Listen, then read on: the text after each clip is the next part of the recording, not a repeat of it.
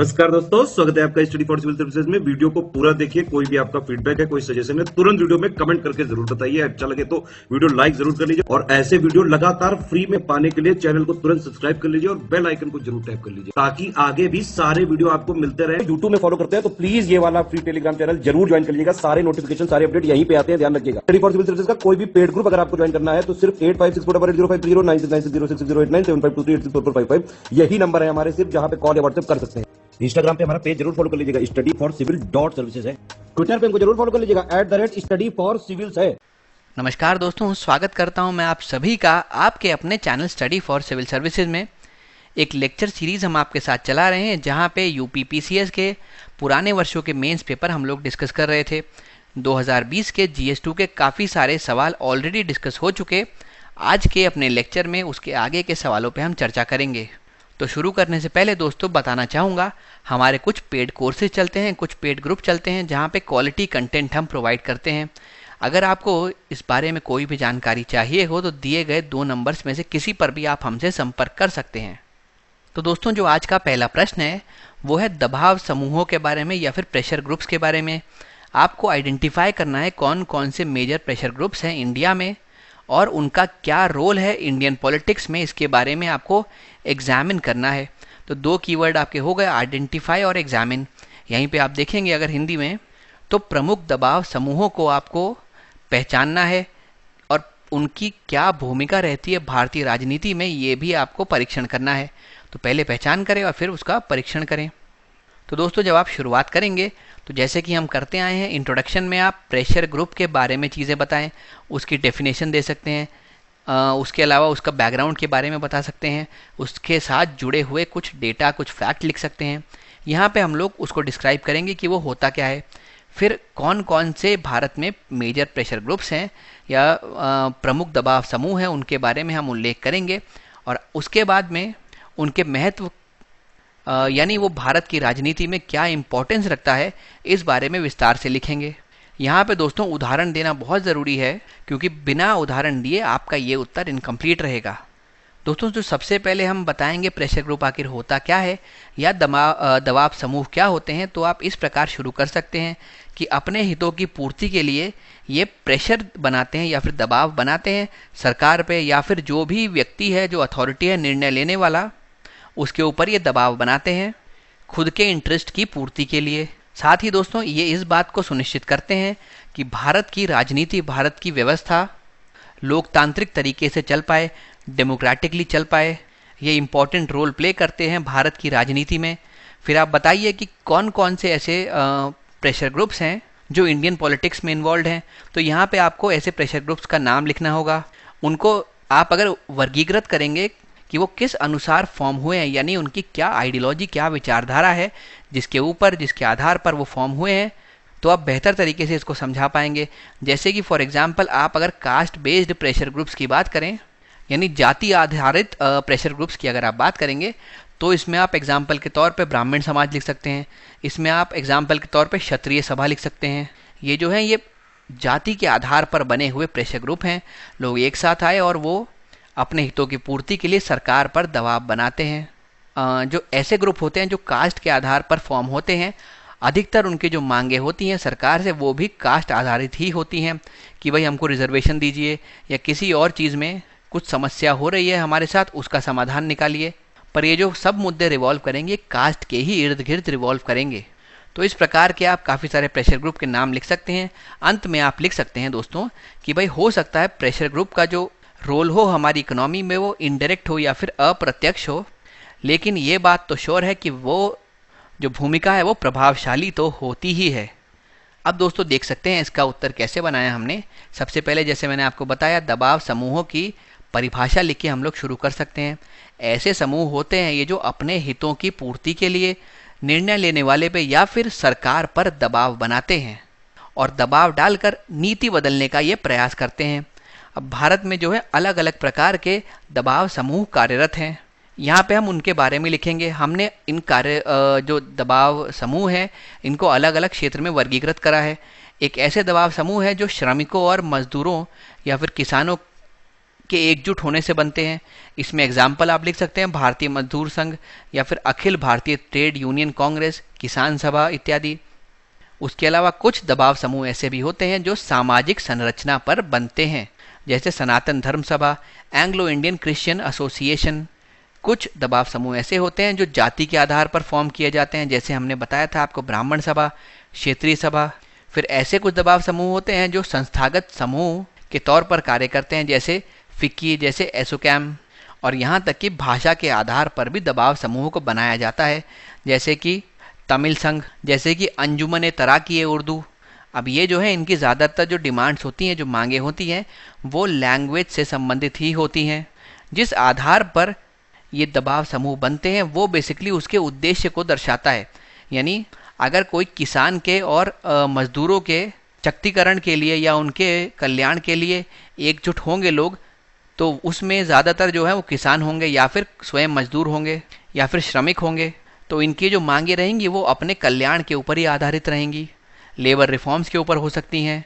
यानी जो भी मुद्दे किसान को या श्रमिकों को किसी भी तरीके से अफेक्ट करते हैं, प्रभावित करते हैं, उन्हीं के ऊपर इस प्रकार के दबाव समूहों की मांग रहेगी। फिर दोस्तों आप लिख सकते हैं कि जो प्रेशर ग्रुप हैं वो अलग अलग प्रकार की टैक्टिक्स, अलग अलग प्रकार की रणनीति अपनाते हैं सरकार को प्रभावित करने के लिए, इन्फ्लुएंस करने के लिए। हालांकि जो ओवरऑल इसका टैक्टिकल प्ले होता है, जो रोल होता है, वो पीसफुल होता है, यानी शांतिपूर्ण होता है और संवैधानिक भी होता है। ये हिंसा में भरोसा रखते नहीं हैं। उसके अलावा कुछ और ऐसे मेथड्स को अपनाते हैं, जैसे कि प्रदर्शन करते हैं, ये सत्याग्रह अपनाते हैं, धरना देते हैं, अलग अलग मुद्दों पर पब्लिक कैंपेन्स ऑर्गेनाइज करते हैं, हड़ताल करते हैं। तो ये जो सभी प्रकार के इनके तरीके हैं अपना विरोध प्रदर्शित करने के, ये सबसे इम्पॉर्टेंट है कि पीसफुल होते हैं, इसमें हिंसा का कोई स्कोप नहीं होता और ये संविधान के दायरे में रहकर ही किया जाता है। उसके अलावा दोस्तों ये इस बात को सुनिश्चित करते हैं कि किसी भी देश में जो राजनीतिक व्यवस्था है वो लोकतांत्रिक तरीके से चल पाए। हालांकि पॉलिटिक्स में हो सकता है इनका जो रोल हो इनडायरेक्ट हो, अप्रत्यक्ष हो, लेकिन ये बात ज़रूर है कि इनका जो रोल होता है वो प्रभावशाली होता है, वेरी इम्पैक्टफुल होता है। अब ये किस किस प्रकार के तरीके अपनाते हैं ये डिस्कस करते हैं, डिबेट करते हैं और इनफैक्ट पब्लिक ओपिनियन को समझकर उसको पॉपुलराइज करते हैं, उसको सरकार तक पहुंचाते हैं। इस सब के लिए वे आमतौर पर भिन्न भिन्न मीडिया का सहारा लेते हैं। वे रुचि की अभिव्यक्ति जुटाने के लिए महत्वपूर्ण भूमिका निभाते हैं। दबाव समूहों के माध्यम से राजनीतिक प्रक्रिया में लोगों का रुझान प्रभावित होता है। इसके अलावा वह कानून बनाने की प्रक्रिया को भी महत्वपूर्ण रूप से प्रभावित करते हैं। प्रशासन में भी इनकी सक्रिय भागीदारी होती है। तो यानी कि समग्र रूप से मैं बात करूं तो ये सहभागी लोकतंत्र को बढ़ाते हैं और परामर्श की प्रक्रिया को बढ़ावा देते हैं। इससे जो शासन है उसकी गुणवत्ता में सुधार लाने में मदद मिलती है। तो इस प्रकार से इसके द्वारा निभाए गए जो रोल्स हैं उनको आप यहाँ पे वर्णित कर सकते हैं। उसके अलावा भूमिका लिख सकते हैं इनकी। फिर दोस्तों इसके अलावा अगर आपको कुछ और तथ्य यहाँ पे जोड़ने हो तो ये हमने कुछ डेटा आपके लिए निकाल के रखा है, इसको आप इस्तेमाल कर सकते हैं। भाई सिटीजन्स के लिए या फिर नागरिकों के लिए दबाव समूहों की क्या भूमिका है। सबसे पहले ये राजनीतिक जागरूकता के एजेंट होते हैं, यानी जनता में राजनीतिक जागरूकता को जगाते हैं। जनता और सरकार के बीच में संवाद के लिए एक माध्यम के रूप में कार्य करते हैं। सरकार की जवाबदेही को बढ़ावा देते हैं। अगर सरकार ने कोई भी कार्रवाई की है तो दबाव समूह सरकार पर दबाव बनाते हैं कि आप इसका जवाब दीजिए, आपने ऐसा क्यों किया, ऐसा क्यों नहीं किया। अगर कोई काम सरकार ऐसा करती है जो जन कल्याण में नहीं होता है, लोगों के हित में नहीं होता है, तो दबाव समूह दबाव बनाकर सरकार से पूछते हैं कि भाई आपने ये काम क्यों किया जबकि आपको मालूम था ये जनता के कल्याण के लिए सही नहीं है। तो इस प्रकार से सरकार की जवाबदेही को बढ़ाने में ये इम्पोर्टेंट भूमिका निभाते हैं। फिर वही सरकार के लिए क्या काम करते हैं, सरकार की मदद करते हैं बेहतर नीति निर्माण में, क्योंकि ये असल में जो जनता है उसकी समस्या सरकार तक पहुंचाते हैं। तो इसके वजह से जो सरकार नीति बनाएगी वो इस बात के ऊपर आधार रख के बनाएगी कि जनता की एक्चुअल समस्याएं क्या हैं, और उसी नीति के माध्यम से सरकार जो है वो एक्चुअल जनता की समस्या को सॉल्व कर पाएगी। तो पूरा जो नीति निर्माण का प्रोसेस है, जो पूरी प्रक्रिया है, वो बेहतर हो पाएगी। दोस्तों इसका एग्जाम्पल भी दे सकते हैं आप। इकोनॉमिक पॉलिसीज़ जो हैं उनको CII, फिक्की जैसे अलग अलग संस्थानों की मदद से बनाया जाता है, उनसे इनपुट्स लिए जाते हैं और उसी के अनुसार इकोनॉमिक पॉलिसीज़ जो सबसे बेस्ट सूटेबल हो एक क्षेत्र के लिए, एक देश के लिए, उसको बनाया जाता है। उसके अलावा अगर कोई नीति ऐसी होती है जो पूरी तरीके फिट नहीं बैठ रही होती है आज के सिनेरियो में, तो उसमें जो बदलाव आते हैं, जो परिवर्तन आते हैं, उसमें भी ये दबाव समूह सरकार की मदद करते हैं। फिर अगर हम देखें समाज के लिए इनकी क्या भूमिका है, दबाव समूह अपने डेमोन्स्ट्रेशन से, अपने प्रदर्शन से राजनीतिक स्थिरता लाने का प्रयास करते हैं, साथ में सामाजिक सामंजस्य बनाने का भी ये प्रयास करते हैं। समाज के विकास के लिए लगातार प्रयासरत रहते हैं। ये इसमें अलग अलग पर्यावरण से संबंधित मुद्दों को जोड़ते हैं। यहाँ पे आप उदाहरण लिख सकते हैं सेवा का। इसने राष्ट्र में होने वाले अन्याय के खिलाफ बोलकर सामाजिक बुराइयों पर सरकार का ध्यान केंद्रित किया था। उसके अलावा लोकतंत्र को मजबूत करने का भी कार्य करते हैं। ये सरकार को यह सूचित करने में मदद करते हैं कि आखिर लोग क्या सोचते हैं। ये अल्पसंख्यकों की आवाज़ बनकर उनका प्रतिनिधित्व करते हैं और उनके मुद्दों को सरकार तक पहुंचाते हैं, जो आमतौर पर शायद अनदेखे हो जाते, पर अब वो सरकार तक पहुंचते हैं और सरकार अपने नीति निर्माण में उनको ध्यान में रखते हुए ही कार्य करती है। अब दोस्तों हम चलते हैं अपने अगले प्रश्न पे। यहाँ पर ई शासन या फिर ई गवर्नेंस के बारे में हमसे क्वेश्चन पूछा गया है।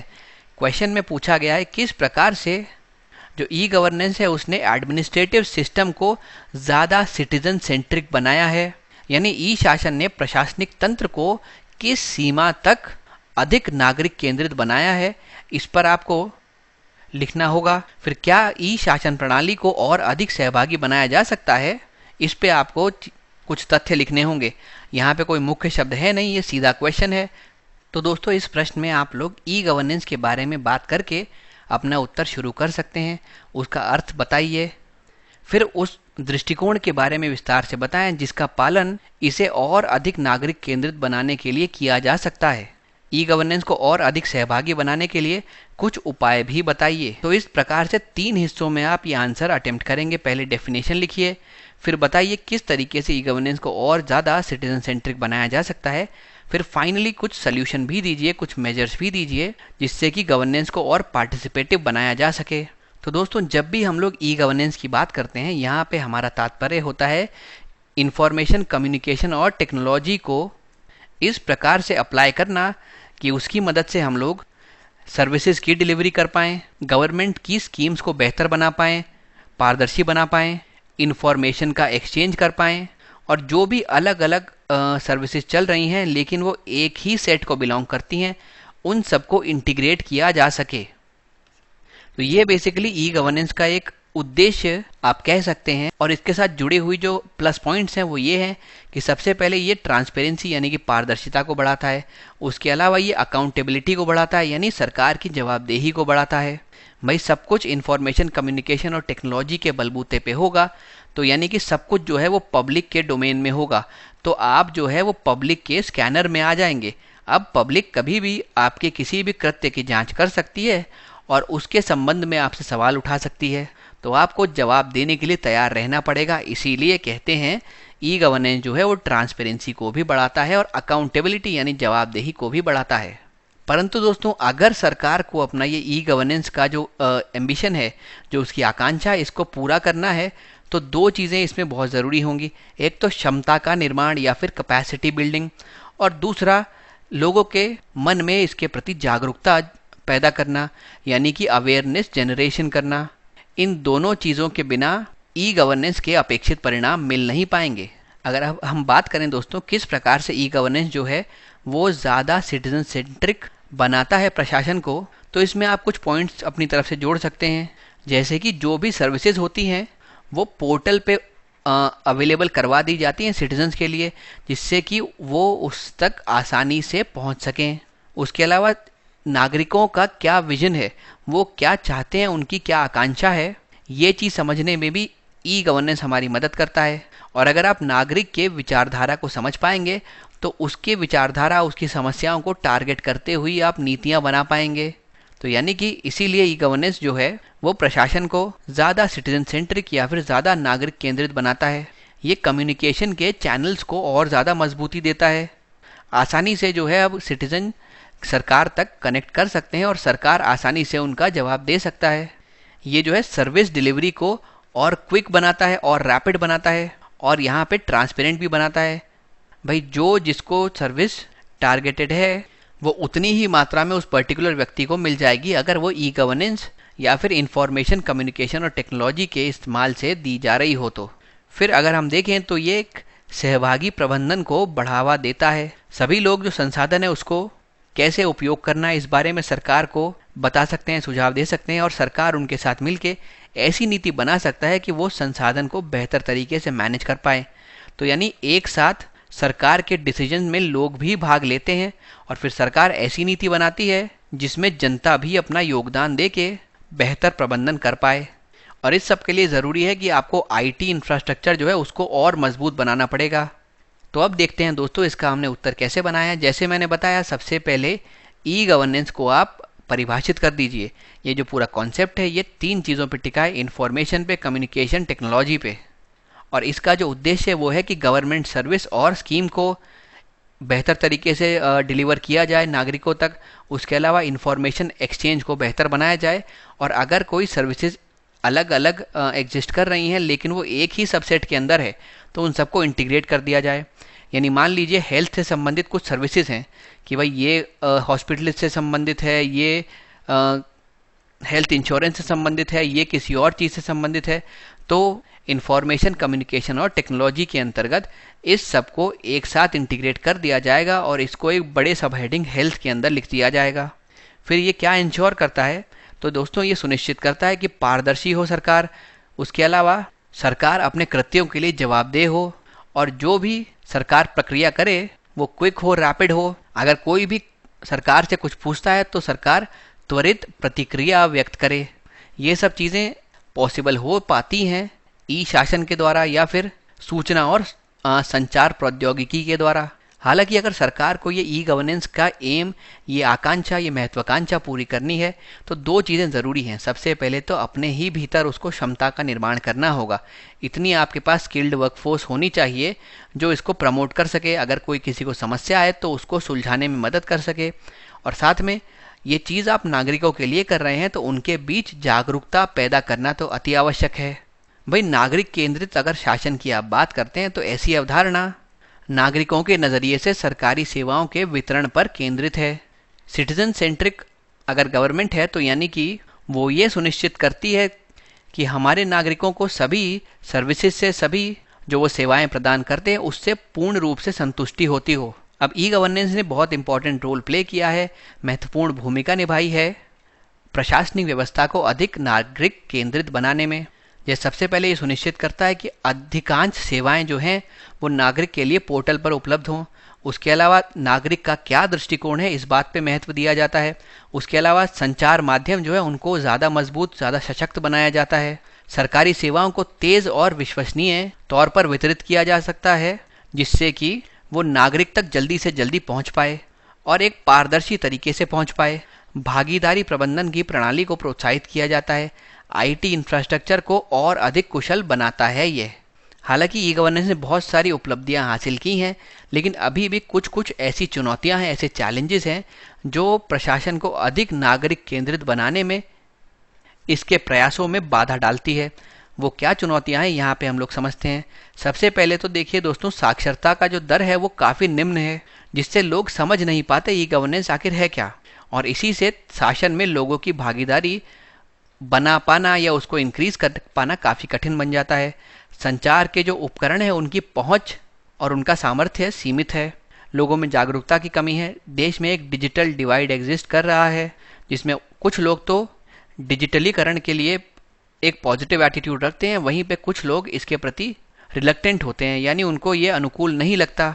सरकारी वेबसाइट्स का जो यूज़र इंटरफेस है वो भी सरल नहीं है। आसानी से कोई व्यक्ति किसी एक जगह पहुंच नहीं पाता ऐसी साइटों पे। फिर सेवाओं की आसानी से उपलब्धता भी नहीं है।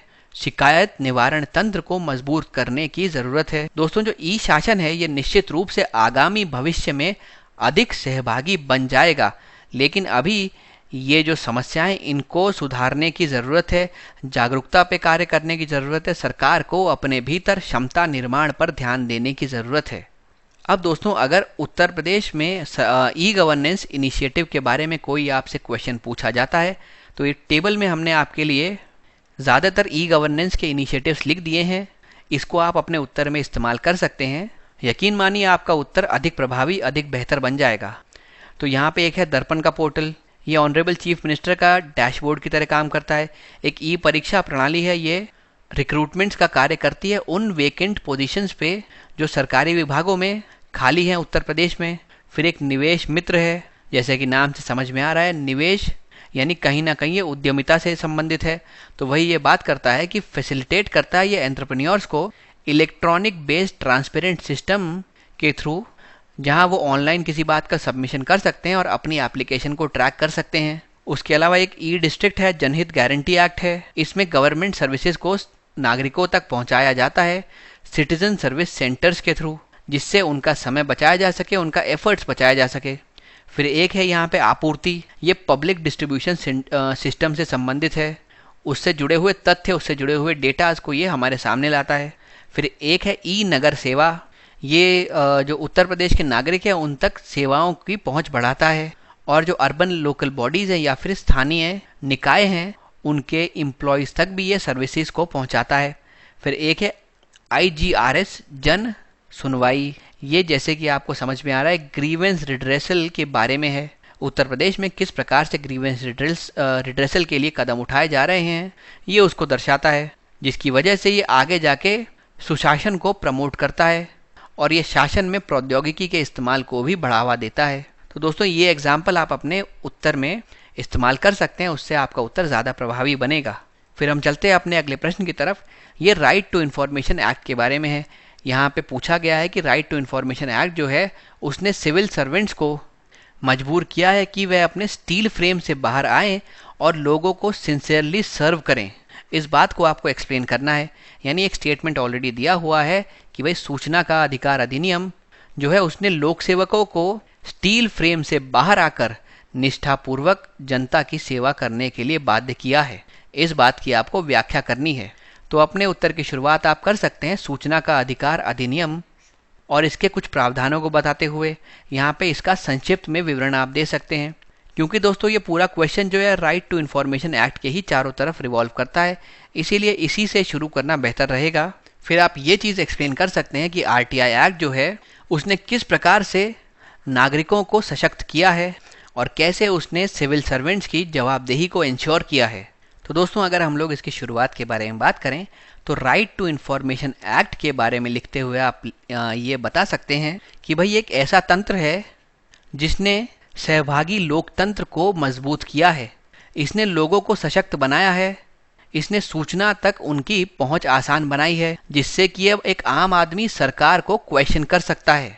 इसके एनैक्टमेंट से पहले या फिर इसको लागू होने से पहले जनता के पास इस प्रकार के कोई अधिकार नहीं थे कि वो चाह के भी कोई सूचना निकलवा पाए सरकार के बारे में। तो जो पूरा सिस्टम हुआ करता था उसमें पारदर्शिता की कमी थी, जवाबदेही की कमी थी, क्योंकि जब किसी को पता ही नहीं चलेगा कि आप क्या कर रहे हैं या आपने क्या कार्रवाई की है तो वो क्या सवाल आप पे उठा पाएगा। लेकिन जब से राइट टू इन्फॉर्मेशन एक्ट वर्ष 2005 में लागू किया गया है उसके बाद से जो सिस्टम है उसमें ट्रांसपेरेंसी बढ़ी है। अब जनता हर एक चीज़ देख सकती है। आप पब्लिक स्कैनर में आ चुके हैं तो वह आपसे सवाल भी पूछ सकती है और उस सवाल का जवाब देने के लिए आप ओब्लाइज्ड हैं। आप उसका जवाब नहीं देंगे तो आप पे फिर सवाल उठेंगे, यानी कि ये आपकी जवाबदेही को बढ़ाता है। फिर दोस्तों आप ये लिख सकते हैं कि भाई इसने कोई एक ऐसा कदम नहीं उठाया है कि एक नई ही ब्यूरोक्रेसी क्रिएट कर दी हो। इसने पुराने जो ऑफिशियल एग्जिस्ट कर रहे थे ब्यूरोक्रेसी में उनको पब्लिक स्कैनर में लाके रख दिया। यानी अब जनता उनके सभी कार्यों पे, उनकी कार्रवाइयों पे, उनके कृत्यों पे जांच कर सकती है। इसी कारण जो पहले ब्यूरोक्रेसी एटीट्यूड अपनाया करती थी अब उसको अपने रवैये को बदलना पड़ेगा। इसने जनता को अलाउ कर दिया कि वह किसी भी वर्क में या रिकॉर्ड में यानी कि कार्य में या फिर अभिलेख में इंफॉर्मेशन देखकर कोई भी क्वेश्चन कर सकते हैं किसी भी पब्लिक ऑफिशियल से। उसके अलावा वे चाहें तो कोई भी सर्टिफाइड कॉपी या फिर प्रमाणित प्रतियां मांग सकते हैं और कोई पब्लिक डॉक्यूमेंट एक्सट्रैक्ट करवा सकते हैं जब तक कि वो नेशनल सिक्योरिटी को हार्म ना करे। अगर ऐसा होता है तब तो वो मना कर दिया जाएगा उनको, वरना जो भी वो सूचना मांगेंगे वो उनको दे दी जाएगी। तो ये सब देख के हम स्पष्ट रूप से ये कह सकते हैं जो राइट टू इन्फॉर्मेशन है कहीं ना कहीं ये एक माध्यम का कार्य करता है बेहतर शासन के लिए या फिर कुशासन के लिए, माफ़ कीजिएगा सुशासन के लिए। ये कुशासन को तो दबाता है। मैल एडमिनिस्ट्रेशन अगर आप अभी तक करते आए हैं तो अब राइट टू इन्फॉर्मेशन के बाद आपकी सारी जानकारी पब्लिक होने वाली है, तो आप अब उसमें इन्वॉल्व हो नहीं सकते। सरकार के जो भी कार्य हैं उनका स्टेटस क्या है इस पे जनता जानकारी निकाल सकती है। जो भी करप्शन के मामले हैं इससे वो बाहर आ सकते हैं। तो इन सब चीज़ों को देख के वही आप बताएंगे कि ट्रांसपेरेंसी बढ़ सकती है, जवाबदेही बढ़ सकती है, और इनफैक्ट अगर कोई पब्लिक ऑफिशियल आपको जानकारी देने से मना करता है तो उस पर पेनल्टी के भी प्रावधान हैं। अब दोस्तों हम देखते हैं इसका उत्तर हमने किस प्रकार से बनाया है। जैसे मैं कह रहा था पहले राइट टू इन्फॉर्मेशन के बारे में लिखना है कि भाई ये एक बहुत वाइटल इंस्ट्रूमेंट है या फिर यह एक इस प्रकार का महत्वपूर्ण साधन है जो सहभागी लोकतंत्र को मजबूत करता है। उसके अलावा ये जो अधिनियम है ये आम नागरिकों को सरकार की कार्य प्रणाली पर सवाल उठाने के लिए सशक्त बनाता है।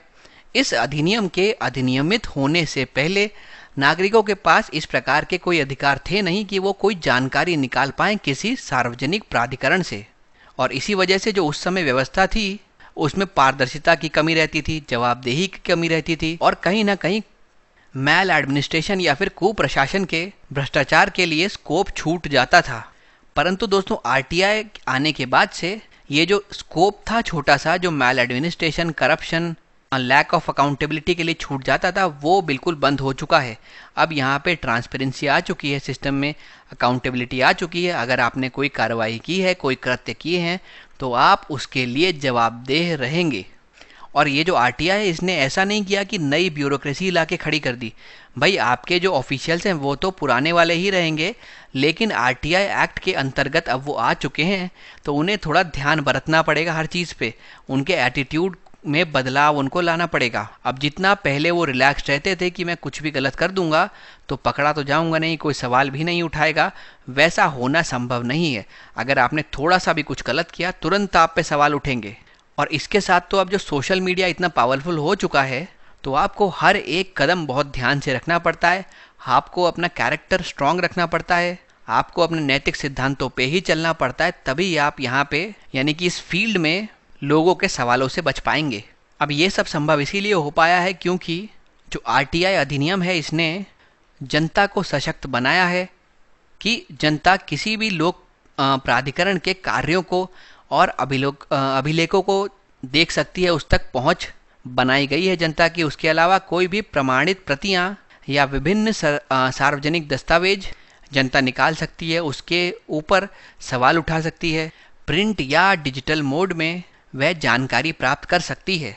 और इससे दिखता है कि जनता जो है वो इन्फॉर्मेशन के मामले में तो सशक्त हुई है, और एक बार आपको इन्फॉर्मेशन मिल गई फिर आपकी रीच बढ़ जाती है। अब आप सवाल उठा सकते हैं सरकार पे या फिर जो भी एग्जीक्यूटिव हैं, जो कार्यपालिका है उसके ऊपर। जब से ये अधिनियम लागू किया था तब से ही यह कुशासन को उजागर करने के लिए एक अहम भूमिका निभा रहा है। फिर सरकारी कार्यों की आप प्रगति भी प्राप्त कर सकते हैं। भाई अलग अलग कृत्यों में कितना भ्रष्टाचार छुपा हुआ है ये चीज़ आप पता कर सकते हैं, इसके बारे में आप जानकारी सूचना ले सकते हैं। तो ये करता क्या, ये प्रशासन की गोपनीयता का खुलासा करता है, जिसकी वजह से ये प्रणाली को और ज़्यादा पारदर्शी बनाता है। यह एक लोक सेवक की जवाबदेही को बढ़ाता है। यदि कोई भी ऐसा सार्वजनिक प्राधिकरण है जो सामान्य जानकारी देने से मना करता है तो अधिनियम में उसके अगेंस्ट दंड के प्रावधान भी हैं। यह अधिनियम सुनिश्चित करता है कि लोक सेवक अत्यधिक ईमानदारी और समर्पण से अपने कर्तव्यों का निर्वहन करें। अब दोस्तों हम चलते हैं अपने अगले प्रश्न की तरफ। यहाँ पे पूछा गया है उत्तर प्रदेश सरकार द्वारा अनुसूचित जातियों और अनुसूचित जनजातियों के कल्याण हेतु क्रियान्वित की जाने वाली योजनाओं के बारे में बताएं और उनके प्रभाव के बारे में मूल्यांकन करें। तो आपका जो कीवर्ड हो गया वो हो गया मूल्यांकन करना। यहाँ पे वही चीज़ हो गई इवैल्यूएट। जो भी उत्तर प्रदेश सरकार वेलफेयर स्कीम चला रही है एससी या एसटी के लिए, उसके क्या प्रभाव रहे हैं और उसने किस प्रकार से इम्पैक्ट किया है इन लोगों के जीवन को, ये आपको यहाँ पे बताना है। तो सबसे पहले तो आप उत्तर प्रदेश में कितने एससी और एसटी हैं इस बारे में जानकारी देकर अपना उत्तर शुरू कर सकते हैं, क्योंकि जो पूरा क्वेश्चन है वो एससी और एसटी के वेलफेयर के अराउंड ही घूमता है। तभी तो आप स्कीम चलाएंगे जब आप उनका कल्याण करना चाहेंगे। तो सब चीज़ें जो है उनके वेलफेयर के अगेंस्ट ही घूमती हैं, तो क्यों ना उनके बारे में लिख के ही अपना उत्तर शुरू किया जाए। तो आप डेटा दीजिए कि इतना इतना परसेंटेज जो है वो एससी हैं स्टेट में, और इतना इतना परसेंटेज जो है वो एससी हैं स्टेट में। फिर आप यहाँ पे विस्तार से लिख सकते हैं कि सरकार ने क्या क्या इनिशिएटिव्स लिए हैं इनके वेलफेयर के लिए और उनका क्या इम्पैक्ट रहा है, आप उसको एनालाइज कर सकते हैं। तो दोस्तों, जैसा हमने बताया, उत्तर की शुरुआत हमने की है कुछ डेटाज, कुछ फैक्ट को लेते हुए। सबसे पहले हमने बताया कि 2001 की जनगणना के अनुसार जो उत्तर प्रदेश में शेड्यूल ट्राइब की पॉपुलेशन हुआ करती थी वो करीब 0.1% थी उसकी टोटल पॉपुलेशन की। यहाँ पे कुछ जो मेजर ट्राइब्स थी वो थी बुक्सा, थारू, भोतिया, राजी और जौनसारी। उसके अलावा शेड्यूल कास्ट की हम लोग बात करें तो करीब 20% of the total population of state वो कॉन्स्टिट्यूट करती है। अब क्योंकि आप दोनों ही केस में देख रहे हैं कि ये माइनॉरिटीज़ हैं, इनका जो नंबर है वो बहुत कम है, इसी वजह से ये और ज़्यादा वल्नरेबल बन जाती हैं। और इसी चीज़ को ध्यान में रखते हुए सरकार ने इनके वेलफेयर के लिए अलग अलग स्कीम्स चलाई हैं। अब उन कल्याणकारी योजनाओं के बारे में हम लोग एक एक करके पढ़ते हैं। सबसे पहले सीएम अप्रेंटिसशिप स्कीम या फिर मुख्यमंत्री प्रशिक्षु प्रोत्साहन योजना। इसके अंतर्गत अनुसूचित जाति और अनुसूचित जनजाति के व्यक्ति को 2,500 रुपये की वृत्ति प्रदान करने का प्रावधान किया गया है। उसके अलावा युवा हब योजना जो एम्प्लॉयमेंट जनरेशन पे फोकस्ड है कुशल युवाओं के। फिर तीसरा है कौशल सतरंग स्कीम या फिर कौशल सतरंग योजना। यह जो योजना है इसका मेन टारगेट है अनुसूचित जाति और अनुसूचित जनजाति के युवा को कौशल प्रशिक्षण प्रदान करना। फिर रानी लक्ष्मीबाई महिला सम्मान कोष, यहाँ पे महिलाओं के और बच्चियों के सशक्तिकरण के लिए ये स्कीम लागू की गई है। फिर आता है भाग्य लक्ष्मी योजना। इसमें जो गरीब शेड्यूल कास्ट और शेड्यूल ट्राइब फैमिली हैं, अगर उसमें कोई बच्ची जन्म लेती है तो उनको 50,000 रुपये दिया जाएगा एंटाइटलमेंट के तौर पे। ये इन दोनों समुदायों में देखे जा रहे महिला के प्रति भेदभाव को ध्यान में रखते हुए स्कीम को लॉन्च किया गया है। फिर नवीन रोजगार छतरी योजना। कोविड-19 महामारी के मद्देनजर यूपी सरकार ने अनुसूचित जातियों के सर्वांगीण विकास पर ध्यान केंद्रित करते हुए इस योजना की शुरुआत की है। यहाँ पे ऑल राउंड डेवलपमेंट फोकस किया गया है शेड्यूल कास्ट का, और ये कोविड-19 पैंडेमिक के मद्देनज़र की गई है। फिर आरोग्य मित्र पे हम लोग चले आते हैं। गवर्नमेंट ने ये तय किया है कि सभी प्राथमिक स्वास्थ्य केंद्रों में आरोग्य मित्र की नियुक्तियां की जाएंगी। आरोग्य मित्र का मुख्य कार्य ये होगा कि वह सरकार की स्वास्थ्य संबंधी जो भी योजनाएं हैं उनके बारे में जागरूकता उत्पन्न करेगा। अब दोस्तों, अगर आपके सामने क्वेश्चन इस प्रकार से आ जाए कि पिछड़े समुदायों के लिए उनके कल्याण के लिए भारत सरकार ने क्या क्या योजनाएं चला रखी हैं, तो आप इसका ऐसे आंसर कर सकते हैं। सबसे पहले वन धन स्कीम या फिर वन धन योजना, ये एक मार्केट लिंक स्कीम है, ट्राइबल एंटरप्रेन्योरशिप के लिए है। ये जो भी जनजाति है उसको सशक्त करता है कि वह कम से कम अपना मीन्स ऑफ सब्सिस्टेंस अर्न कर पाए। फॉरेस्ट की रिचनेस को इस्तेमाल करके, यानी वन के धन को इस्तेमाल करते हुए जनजातियों को निर्वाह करने का साधन प्रदान किया जा सके, ये यहाँ पे सरकार का उद्देश्य है। फिर दूसरे वनधन विकास केंद्र, जंगल की संपत्ति से होने वाली कमाई का उपयोग करके इसका उद्देश्य ये है कि जो वहाँ पे स्वदेशी समुदाय रहता है उसके जीवन स्तर में सुधार किया जा सके। यहाँ पर भी मिनिमम सपोर्ट प्राइस का कॉन्सेप्ट सरकार इंक्लूड कर रही है। फिर एक है young entrepreneur development programme for TRIFED, यानी ट्राइफेड का युवा उद्यमी विकास कार्यक्रम। इसके अंतर्गत युवा सेल्समैन और महिलाओं को काम पर रखकर बिक्री संचालन को बढ़ाने का यह प्रयास करता है, जो आदिवासियों का सामान बेचने घर घर जाकर अभियान चलाएंगे। फिर एक ट्राई फूड कार्यक्रम के तहत जगदलपुर में, छत्तीसगढ़ में और रायगढ़ में टर्शरी वैल्यू एडिशन सेंटर या फिर मूल्य संवर्धन केंद्र को स्थापित किया गया है। फिर ट्राइफेड का CSR कार्यक्रम भी चल रहा है। इसके तहत एक फंड है जिनका नाम है फ्रेंड्स ऑफ ट्राइब। अब ये जो फंड है ये बेसिकली CSR से या फिर कॉर्पोरेट सोशल रिस्पॉन्सिबिलिटी से भरा जाता है, वहाँ से ये वित्त पोषित होता है और इसमें जो आने वाला पैसा है वो ट्राइबल वेलफेयर के लिए इस्तेमाल किया जाता है। इसके अलावा कुछ और भी स्कीम्स हैं जैसे कि वन बंधु कल्याण योजना, जो क्वालिटी ऑफ लाइफ को बेहतर करने और लिविंग कंडीशंस को बनाने या फिर बढ़ाने के लिए कार्यरत है। गवर्नमेंट ने एकलव्य रेजिडेंशियल स्कूल्स का भी अनाउंसमेंट किया है, जो आदिवासी लोगों को उनके प्राकृतिक परिवेश में शिक्षित करेगा। और साथ ही उनकी स्थानीय कला और संस्कृति के संरक्षण के लिए भी कार्य करेगा। और इसमें खेल और कौशल विकास के ऊपर भी ध्यान दिया जाएगा। तो इसका आप ध्यान रख सकते हैं, एकलव्य आवासीय विद्यालय या फिर एकलव्य रेजिडेंशियल स्कूल्स। उसके अलावा एक पोर्टल बनाया गया है जिसका नाम है स्वास्थ्य पोर्टल।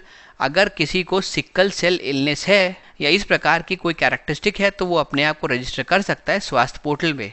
फिर दोस्तों हम चलते हैं अपने अगले सवाल की तरफ। यहाँ पे मामलापुरम समिट के बारे में पूछा गया है जो कि हुई थी प्रधानमंत्री मोदी और चाइनीज़ प्रेसिडेंट जी जिनपिंग के बीच में। हालांकि ये मीटिंग तो हुई, ये समिट हुई, लेकिन उसके कुछ ही सालों बाद जो लाइन ऑफ एक्चुअल कंट्रोल है उसके ऊपर जो विवाद है वो और ज़्यादा गहरे हो गए। आपको इसके बारे में क्या लगता है, इसके पीछे के आपको कारण बताने हैं। कोई कीवर्ड है नहीं, बस आपको बताना है कि ये जो समिट हो गई थी इन दोनों के बीच में, उसके बाद कई वर्षों के अंतराल के बाद फिर वास्तविक नियंत्रण रेखा पर विवाद गहरा गया है। आपके अनुसार इसके पीछे क्या कारण है? तो क्योंकि यहाँ पे एक समिट के बारे में बात की गई है तो इसी समिट के बारे में लिखते हुए आप अपना उत्तर शुरू कर सकते हैं और बता सकते हैं इसके उद्देश्य क्या थे। फिर आप इस शिखर सम्मेलन के परिणाम के बारे में बता सकते हैं और विश्लेषण कर सकते हैं कि ये परिणाम जो है वांछनीय है या नहीं है। तो दोस्तों इसका उत्तर लिखते समय आप बता सकते हैं कि ये जो second Indo China informal summit हुई थी ये वर्ष 2019 में हुई थी। इसको मामलापुरम समिट कहा गया था। यहाँ पे प्रधानमंत्री मोदी और चाइनीज़ प्रेसिडेंट शी जिनपिंग द्वारा एक दूसरे को अपने अपने व्यूज़ साझा किए गए, व्यूज़ का एक्सचेंज हुआ और मेन फोकस ये रखा गया कि रणनीतिक मुद्दों को सॉल्व किया जाएगा। परंतु समस्या तब उभरी जब हम देखते हैं आने वाले ही कुछ महीनों में उसके बाद लाइन ऑफ एक्चुअल कंट्रोल या फिर वास्तविक नियंत्रण रेखा पर जो विवाद है वो और गहरा गया। तो दोस्तों एक बार हम लोग लाइन ऑफ एक्चुअल कंट्रोल के बारे में समझ लेते हैं। ये जो है ये एक्चुअल बॉर्डर से डिफरेंट है। आप ये मत समझिए कि ये चाइना और भारत के बीच में एक्चुअल बॉर्डर ही है। जो एक्चुअल बॉर्डर है वो डिफरेंट है और वो जो एक्चुअल बॉर्डर है उसका दोनों ही कंट्रीज़ का अपना अपना परसेप्शन है, उस अनुसार वो बॉर्डर को मानती हैं। जैसे कि भारत जब अपने बॉर्डर को देखता है तो वो अक्साई चिन्ह को खुद का ही हिस्सा बताता है, परंतु जब चाइना अपनी सीमा को देखता है तो वह कहता है कि जो अक्साई चिन्ह है ये भारत का नहीं, ये चाइना का ही हिस्सा है। हालांकि चाइना ने इसको अभी ऑक्यूपाई कर रखा है, फिर भी हम अपने मैप में इस हिस्से को भारत का ही दिखाते हैं। तो वो एक्चुअल बॉर्डर्स हैं, पर लाइन ऑफ एक्चुअल कंट्रोल जो है वो एक्चुअल बॉर्डर नहीं है। ये बेसिकली डिलिनिएट करती है कि चाइना की और भारत की कंट्रोल टेरिटरीज कौन सी है। समस्या तब हमारे सामने और ज़्यादा विकट हो जाती है जब हमको ये तथ्य मालूम पड़ता है कि अभी तक कोई भी वार्ता हो या कोई भी और एक्सरसाइज हो वो इसको म्यूचुअली डिमार्केट कर नहीं पाई है। तो यानी कि अगर आपने इसको डिमार्केट किया नहीं है म्यूचुअली तो ये तो तय है कि इस पे विवाद चलेंगे, क्योंकि दोनों ही देश अपने ही परसेप्शन को सही मानेंगे। अब ये जो विवाद है इसका मैं आपको एक अगर आंकड़ा बताऊंगा तो समझ पाएंगे आप कितना ज़्यादा दोनों देशों के परसेप्शन में भिन्नता है। जो इंडिया है वो मानता है कि जो हमारी लाइन ऑफ एक्चुअल कंट्रोल है वो करीब 3488 किलोमीटर में फैली हुई है, इतनी बड़ी है। जबकि चाइना की बात करें तो बोलता है नहीं ऐसा नहीं है, जो LAC है वो करीब 2000 किलोमीटर की ही है। यानी चाइना काफ़ी तो टेरिटरीज ऑलरेडी अपने अंदर गिन के बैठा हुआ है और कहता है जो ये LAC है जो विवादित है वो सिर्फ 2000 किलोमीटर ही है। भारत कहता है भाई ऐसा नहीं है, ये करीब 3482 किलोमीटर की लाइन ऑफ एक्चुअल कंट्रोल है। तो यहीं पे आप देख पा रहे हैं कितनी भिन्नता है दोनों के ही दृष्टिकोणों में, दोनों के परसेप्शंस में। ये जो लाइन ऑफ एक्चुअल कंट्रोल है दोस्तों ये 3 हिस्सों में डिवाइडेड है। एक तो है इसका पश्चिमी छोर या फिर वेस्टर्न एंड, एक है इसका सेंट्रल एंड और एक है इसका ईस्टर्न एंड। तीनों पे ही लगातार विवाद चलते रहते हैं किसी ना किसी वजह से। ईस्टर्न एंड पे जो चाइना है वो कहता है भाई अरुणाचल प्रदेश जो है वो हमारा है, वो हिस्सा ही हमारा है। वेस्टर्न एंड पे अक्साई चिन्ह को लेके विवाद चलते रहते हैं और जो सेंट्रल एंड है उस पर भी अलग अलग प्रकार के विवाद चलते ही रहते हैं। तो दोस्तों जो इतने समय से चलता आ रहा LAC या लाइन ऑफ एक्चुअल कंट्रोल के ऊपर विवाद है वो इस मीटिंग के बाद कुछ समय बाद ही और गहरा गया, यानी मीटिंग का कोई खास प्रभाव पड़ा नहीं है। अब इसके कुछ रीजंस है। सबसे पहले तो जो LAC की है वो धारणा सबकी अपनी अपनी है, तो आमतौर पर ये होगा ही कि आपस में विवाद होंगे, कोई कुछ मानता है कोई कुछ मानता है। फिर दोस्तों ये इस पे इतने विवाद इसीलिए भी हैं क्योंकि ये जो रीजन है ये बेसिकली स्ट्रैटेजिक रीजन है।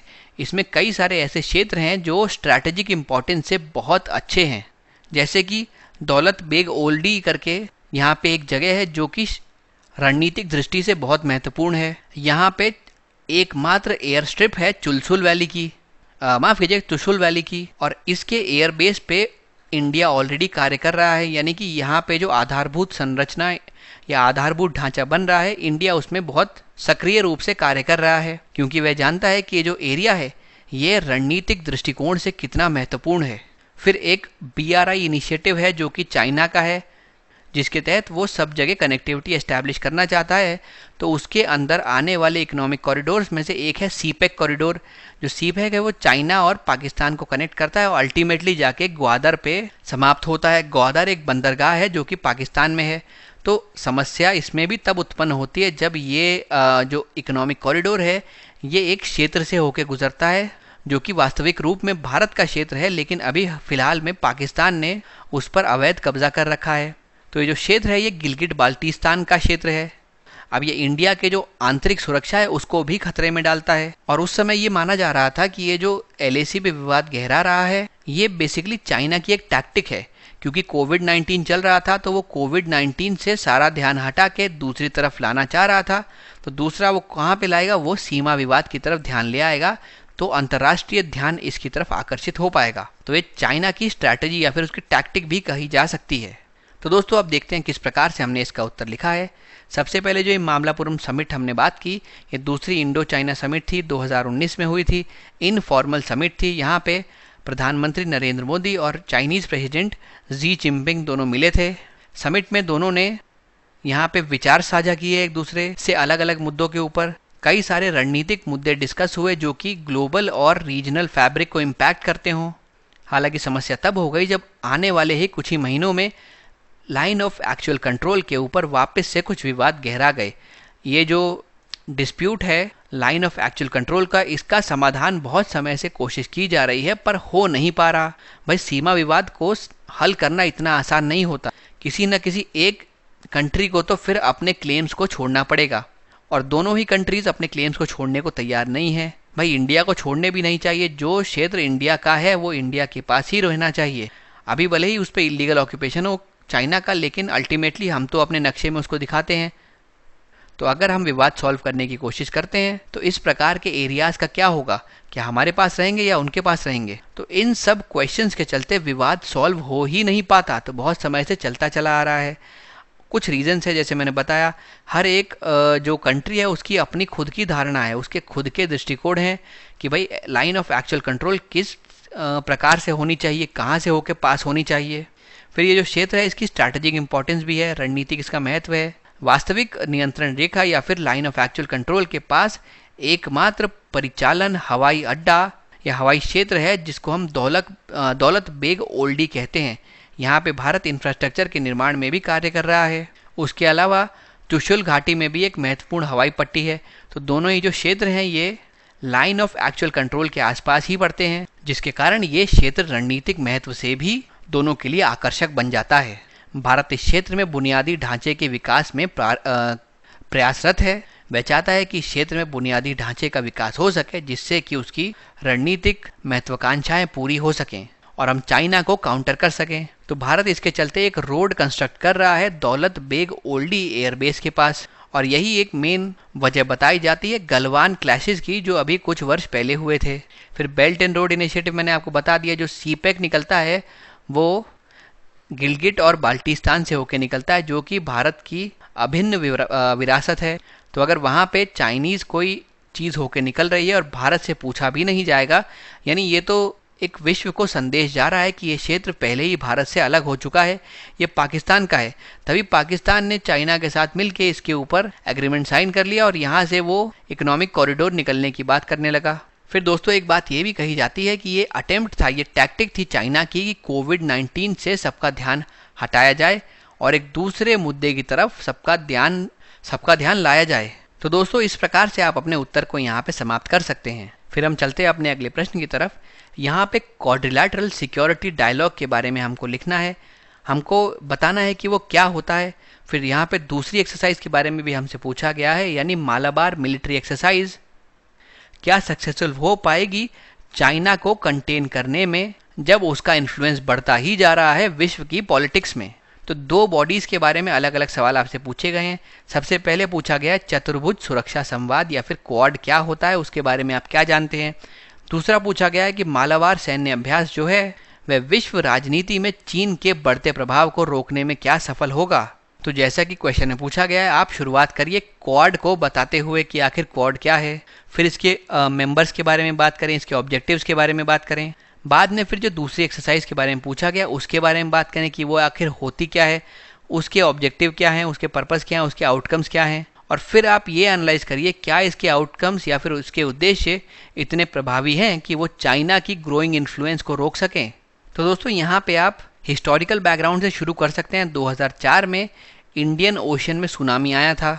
उस समय 4 देशों ने एक साथ आके, जिसमें था अमेरिका, जिसमें था इंडिया, जिसमें था जापान और जिसमें था ऑस्ट्रेलिया, इन चारों देशों ने एक साथ आके एक अनऔपचारिक अलायंस का निर्माण किया और इसके उद्देश्य रखे गए कि ये जो डिज़ास्टर इस समय आया है कैसे भी करके उसके रिलीफ वर्क्स को हमको बेहतर बनाना है एक साथ कोऑर्डिनेशन में, यानी डिज़ास्टर के रिलीफ वर्क पे फोकस किया गया था, इसका यही उद्देश्य था। फिर वर्ष 2007 में जापान के प्राइम मिनिस्टर शिंजियो आबे ने कहा कि भाई हमको ये जो पहले हमने बनाई थी अनौपचारिक, इसको औपचारिकता प्रदान कर देनी चाहिए और इसको फॉर्मलाइज किया गया फिर, और इसको कहा गया क्वाड, यानी क्वाड्रिलेटरल सिक्योरिटी डायलॉग। फिर दोस्तों करीब 2014 के आसपास क्या होता है, चाइना की इन्फ्लुएंस बढ़ गई साउथ चाइना सी में, उसने और भी जगह हस्तक्षेप करना शुरू कर दिया। तो ऐसे में तय किया गया कि जो हमने पहले 2007 में फॉर्मलाइज की थी, क्यों ना उस ऑर्गेनाइजेशन को रिवाइव कर दिया जाए और जो चाइना की बढ़ती इन्फ्लुएंस है उसको चेक किया जाए। तो फाइनली फिर हमारे सामने उभर के आता है क्वाड, जहाँ पे 4 देश हैं जो कि यूएस है, इंडिया है, जापान है और ऑस्ट्रेलिया है। तो इनके अगर प्रिंसिपल्स की बात करें तो कुछ प्रिंसिपल्स तो आप वैसे ही सोच सकते हैं। एक तो इंडो पैसिफिक एरिया में नेविगेशन को बेहतर बनाना, उसको सुरक्षित बनाना, फिर एक लिबरल या फिर उदारवादी ट्रेडिंग सिस्टम बनाना। तो इस प्रकार से आप इसे कुछ प्रिंसिपल्स का जिक्र कर सकते हैं। फिर दोस्तों अब आ जाइए आप अपने प्रश्न के दूसरे भाग पर। यहाँ पे मालाबार मिलिट्री एक्सरसाइज के बारे में आपसे पूछा गया है, तो आप लिख सकते हैं कि 1992 में ये एक्सरसाइज शुरू की गई थी। ये बेसिकली एक ट्राइलैटरल एक्सरसाइज है, जहाँ पे एक तरफ अमेरिका है, एक तरफ इंडिया है और तीसरी तरफ जापान है। दोस्तों इसका भी जो मेन उद्देश्य था वो यही था कि चाइना की बढ़ती एसर्टिवनेस को रोका जा सके। उस समय वो ज़्यादा ही हस्तक्षेप कर रहा था साउथ चाइना सी वाले इलाकों में और ईस्ट चाइना सी में, जिससे जापान बहुत परेशान था। तो इसीलिए मालाबार मिलिट्री एक्सरसाइज का एक मुख्य उद्देश्य जो है कि चाइना की बढ़ती एसर्टिवनेस को रोकना है, ये इस प्रॉब्लम को टैकल करने के लिए सबसे बढ़िया साधन था।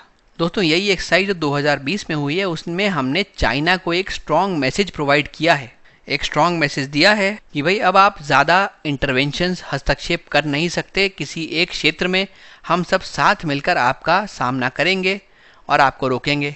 अब अगर आप देखें किस प्रकार से हमने इसका उत्तर लिखा है, तो देखिए 2004 में जब सुनामी आया उसके बाद चारों देशों ने, इंडिया, जापान, ऑस्ट्रेलिया और यूएस ने मिलकर एक इनफॉर्मल अलायंस बनाई, जिसको बाद में क्वाड नाम दिया जाता है। यहाँ पे इस समय उसका जो उद्देश्य था वो था कि जो अभी डिज़ास्टर हुआ है उसके रिलीफ के एफर्ट्स में कोलैबोरेट करना, यानी साथ मिलकर आपदा राहत के प्रयासों को आगे बढ़ाना। पर ये उस समय एक अनौपचारिक गठबंधन था। वर्ष 2007 के बाद जापान के तत्कालीन प्रधानमंत्री शिंजियो आबे ने यह विचार रखा क्यों ना इस गठबंधन को औपचारिक रूप दे दिया जाए, और इसी के साथ इसका नाम चतुर्भुज सुरक्षा संवाद पड़ा, यानी कि क्वाड पड़ा। और फिर 2017 वर्ष में जैसे ही दक्षिण चीन सागर में चीन की मुखरता बढ़ने लगी, तब चारों देशों ने मिलकर तय किया क्यों ना इसको पुनर्जीवित किया जाए। फिर इसको जब पुनर्जीवित किया गया तब नियमों पर आधारित एक अंतर्राष्ट्रीय व्यवस्था स्थापित करने के लिए इसके उद्देश्यों में भी विस्तार किया गया।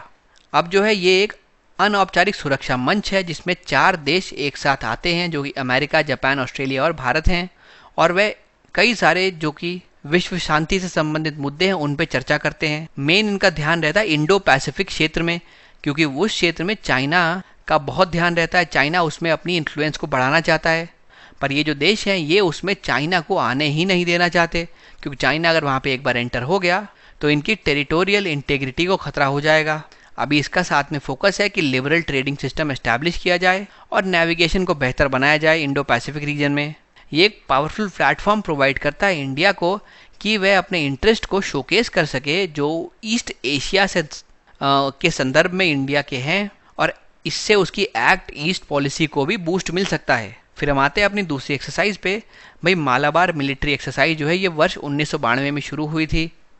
ये त्रिपक्षीय वार्षिक युद्ध अभ्यास के तौर पे शुरू की गई थी जिसमें अमेरिका, भारत और जापान शामिल था।